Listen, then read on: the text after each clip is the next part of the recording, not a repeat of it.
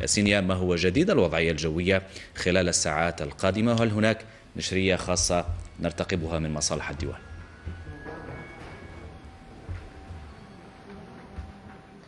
نعم، إذا هناك جديد حول النشرة الجوية الخاصة بتساقط الثلوج، وأيضا نشرة خاصة حول موجة برد ستمس المناطق الداخلية للوطن. تفاصيل أكثر حول هذه النشرية أعود وأستضيف السيدة هوارية بن ركطة، مكلفة بالإعلام بمديرية التنبؤات للأرصاد الجوية. إذا سيدتي، ما هو جديد النشرة الخاصة بتساقط الثلوج وحتى الموجة البرد التي ستمس المناطق الداخلية للوطن؟ إذا بالفعل، وبعد التدقيق في كل النماذج الرقمية، ها هو الجديد بنشرات جوية خاصة، نشرات جوية خاصة بتساقط الثلوج وأيضا بتساقط الأمطار وحتى بموجة البرد.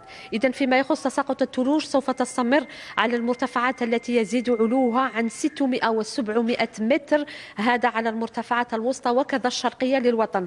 إذا أذكر الولايات المعنية: تسمسيلت، عين دفلة، المدية، البوليدة، بومرداس، تيزي وزول، بويرة، بجاية، جيجل، برج بوعريريج وحتى سطيف. وهذه الثلوج سوف تستمر على هذه المناطق لغاية يوم الاثنين بإذن الله الثالث زوالا.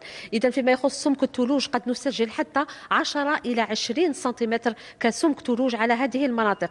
ولايات أخرى أيضا معنية بتساقط الثلوج: منطقة سكيكدا، عنابة، الطرف، ميلا، قسنطينة، قلمة وسوق هراس. وعلى هذه المناطق لغاية إن شاء الله ليلة الأحد للاثنين سمك الثلوج هو من 10 وقد تتعدى حتى 15 سنتيمتر خلال هذه الفترة. كما ذكرت أيضا موجة برد سوف تخص المناطق التالية خلال الساعات أو حتى الأيام القادمة إن شاء الله: كل من الجلفة، المدية، البويرة، برج بوعريريج، سطيف، ميلا، قسنطينة، باتنا، خنشلة، أم البواقي وتبسة.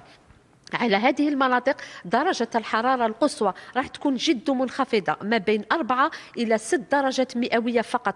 أما الدنيا فهي أقل من 6 درجات مئوية. وكذلك ولاية التالية: تسمسيل، تنعامة، البيض، تيارت، سعيدة، سيدي بالعباس وشمال ولاية الأغواط. وهذا إن شاء الله مع درجة حرارة قصوى أيضا تقارب 6 إلى 4 درجات مئوية. والدنيا ما بين -3 إلى -6 درجة مئوية. وهذا إن شاء الله لغاية يوم الثلاثاء بإذن الله.